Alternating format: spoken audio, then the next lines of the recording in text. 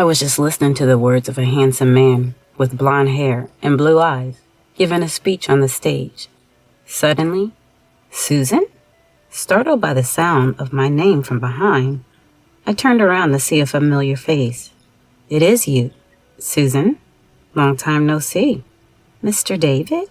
It had been years since we last met, and I felt awkward calling him by his first name, so I intentionally added Mr. I wondered, did that seem strange? But he didn't seem concerned at all. To meet here, of all places. How many years has it been since we last talked? David continued in a friendly manner, as if he was talking to an old friend he hadn't seen in a long time. Unsure of how to react, I was just bewildered. Noticing this, he said, "Sorry. It's nostalgic, seeing you. But what a coincidence, Susan. I thought you'd take over that dirty factory. You're in the mass media? That's unexpected." Then he smirked maliciously. "Is that factory still around? Or did you switch to mass media because it went under?" If so, I must say, good choice. The organizer of this party is quite the author, I've heard. Recognized as the real deal by many, unlike your family's grimy factory. I was momentarily stunned by his blunt rudeness. But then I remembered. This was the kind of person he always was. Nothing has changed. If he's still the same, then parting ways was indeed the right decision, a thought that crossed my mind. "David, who is this?" Just then, a high-pitched voice, a woman with her hair up and flashy makeup approached, intertwining her arm with David's. "Is she the ex-girlfriend you were talking about?" "Exactly. You got it." "I was just joking." Feeling slightly uncomfortable with their exchange, I said, "Well then," and turned away. Still their voices followed me. "She's quite plain, isn't she? Was that your type, David? Or were you really just after her wealth?" "Of course. I wouldn't date such a dull, plain girl without money. Turns out she was poor after all. She probably needed to attend this party but couldn't afford a dress, so she came in that drab outfit." Laughter followed his words. I thought to myself, say whatever you like. It's you who will be surprised later. But really, he hasn't changed at all. Years ago, when he and I were dating, he was always a liar, rude, insincere, and a terribly mistaken man. When I started dating David, I was a college student. Back then, my life was consumed by studies and part-time work, both for learning and for preparing to take over my family's business. I didn't have time to enjoy college life as a leisure playground. David, a fellow student from a different department, was the one who approached me casually, just like he did with others. Thanks to him, I was able to blend in with my surroundings and naturally begin to be drawn to him, which led us to dating. David seemed genuinely interested in my stories, which others found boring. I was so happy that I often talked about business administration and my family's factory. Business administration is really practical, you know. It's one thing to have some knowledge, but understanding it through organization and real-world observation is different. Like, after attending a lecture on management, I visited my family's factory and David never showed any dislike for these stories, niche topics. I was very happy about that. It felt like he was acknowledging my dad, whom I admired as a great man.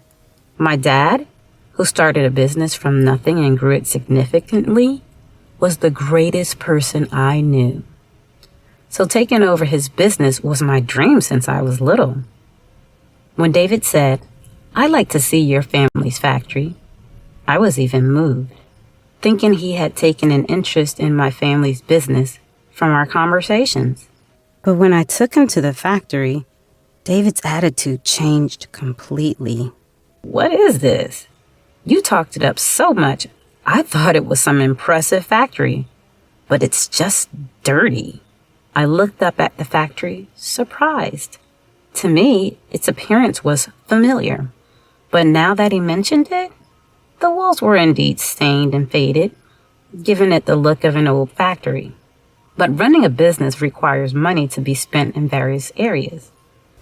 It seemed my dad thought it better to invest the crucial funds in developing products, marketing, and the welfare of the workers rather than in beautifying the exterior of the factory.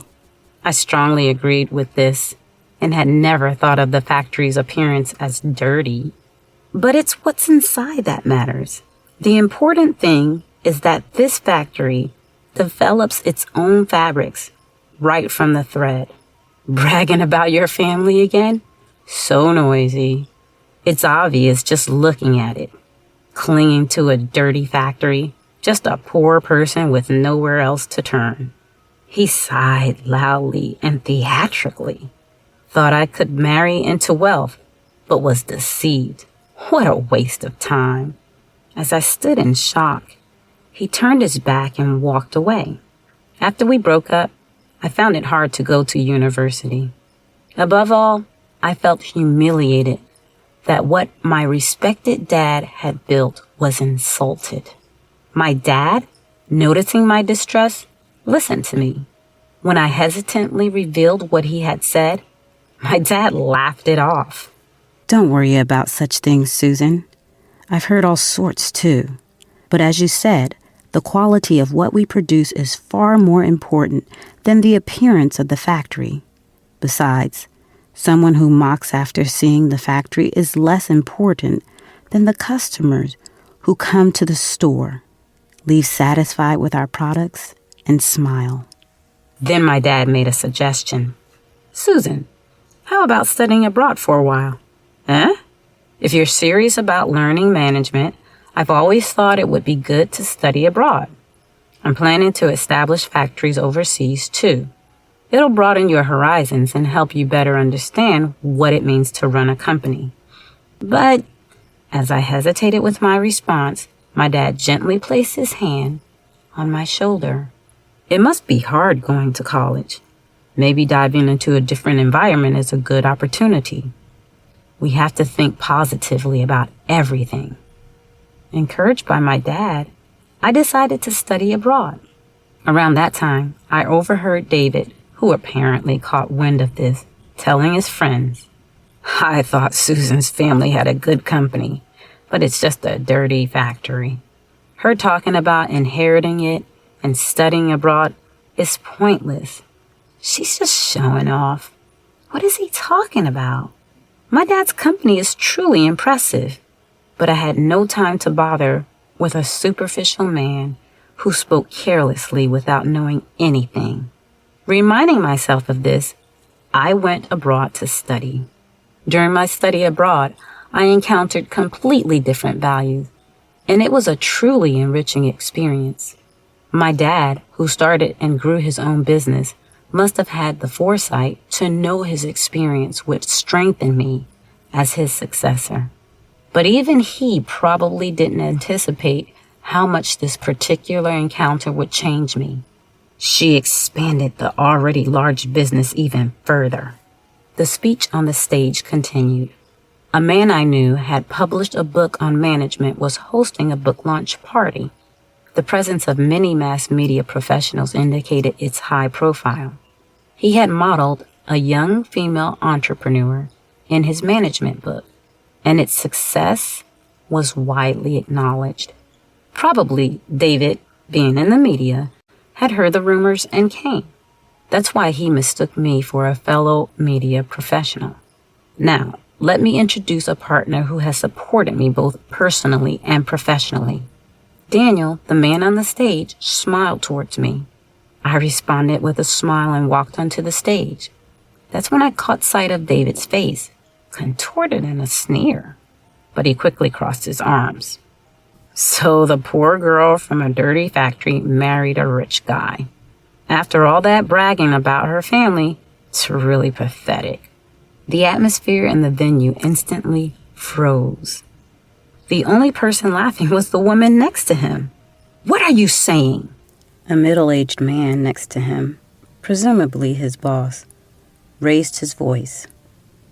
Yes, I was a model for this book, having taken over my family business. And the author was a young instructor I met during my study abroad.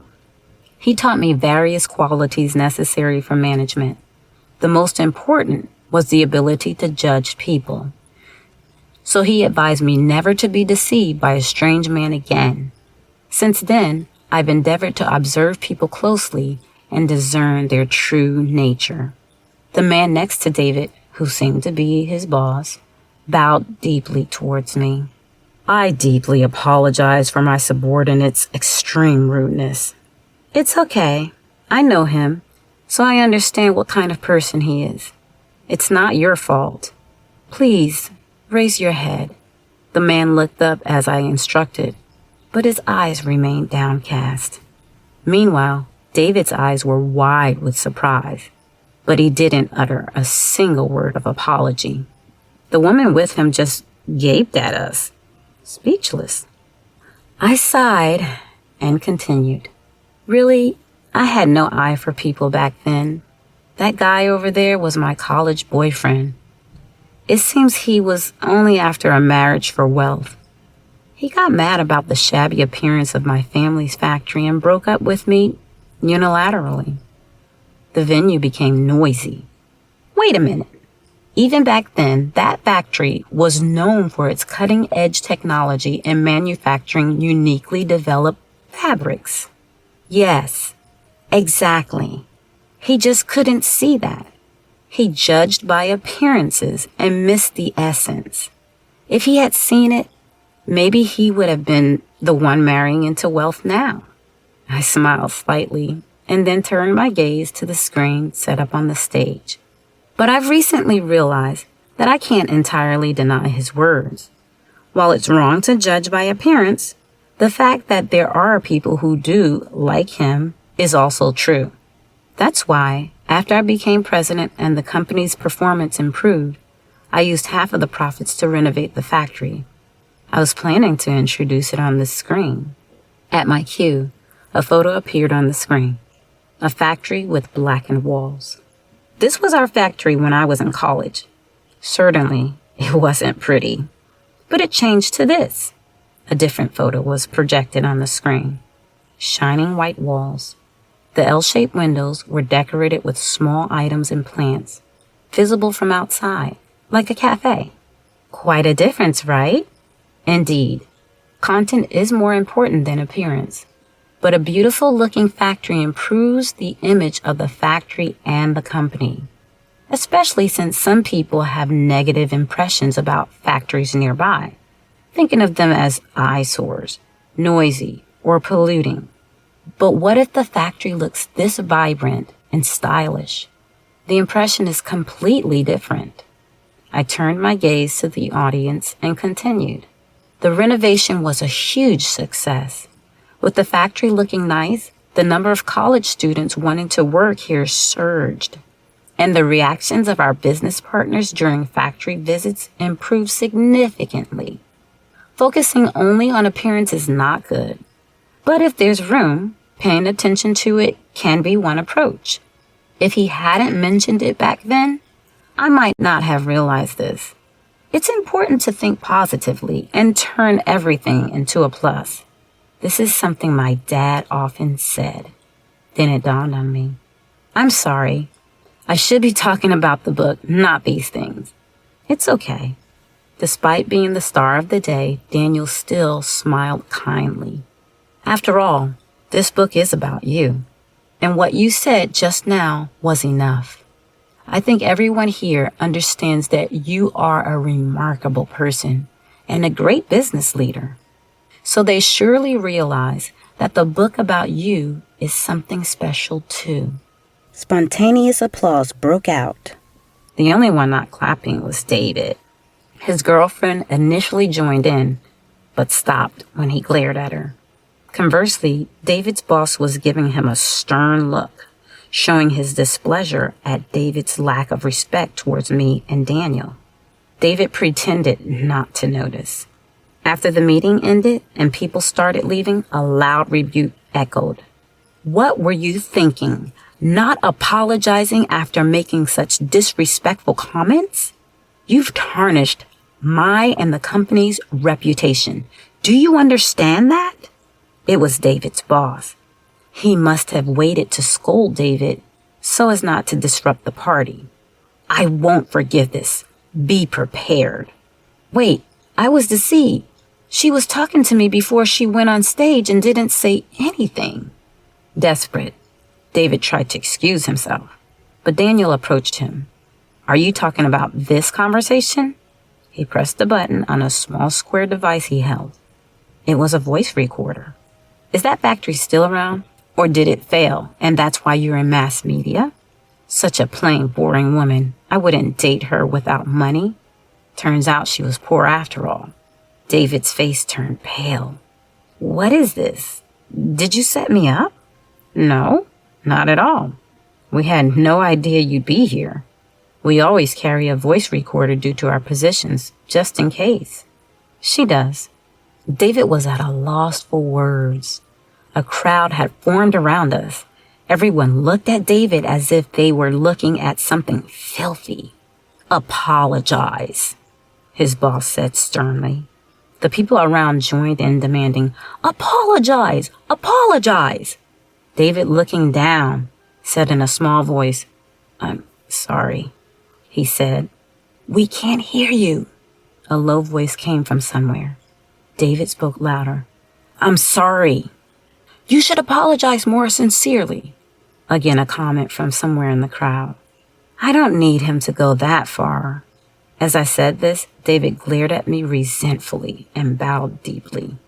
I am truly sorry. Only after raising his voice did the tense atmosphere around us finally dissipate. A sense of willingness to forgive him seemed to spread. And with that, the party truly came to an end. I heard later that David resigned from the newspaper company he worked for. The incident at the party not only caused him great embarrassment, but as his boss had said, it also significantly damaged the reputation of his employer. Consequently, the company's trust in him eroded. He was removed from many projects and even faced a demotion in the following year's personnel changes. Proud as he was, David submitted his resignation. He immediately started looking for a job in other mass media companies, but none of them would consider him. The reason, of course, was the incident at the party. His disgrace in front of many media professionals had become a well-known story in the industry, and no one was willing to hire him. After losing his job, his girlfriend left him too. He fell behind on payments for the expensive apartment he rented to maintain appearances and found himself in trouble without any support. As for me, my company continued to do well, and everything was going smoothly. I married Daniel, my partner, and we've built a happy home together.